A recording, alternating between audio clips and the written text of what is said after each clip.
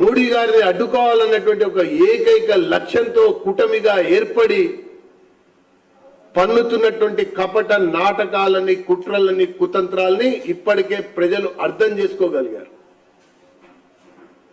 అర్థం చేసుకునే మరొకసారి మోడీ ఫిరేక్ బార్ నరేంద్ర మోడీ అన్నట్టు రీతిలో ముందుకు పోతున్నటువంటి ఒక ప్రచారం మనకు కనబడుతున్నటువంటి అంశం.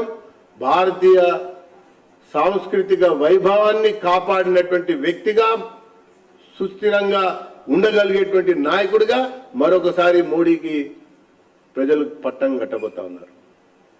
మచ్చలేని నాయకుడిగా, అవినీతి పాలన అనేది కానరానటువంటి ప్రభుత్వంగా మరొకసారి మోడీ గారికి అందలం ఎక్కించబోతా ఉన్నారు. దీంతో పాటు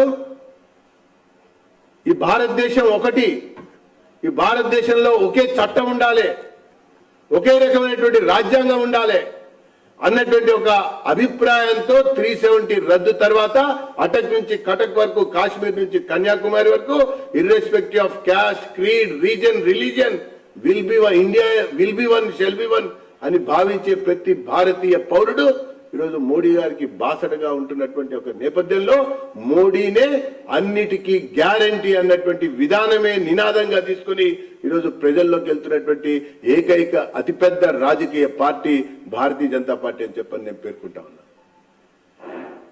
ఇది ఒకవైపున నడుస్తున్నటువంటి చరిత్ర, కనబడుతున్నటువంటి ఒక దృశ్యం, ప్రజలు ఆలోచిస్తున్నటువంటి ఒక వైనం.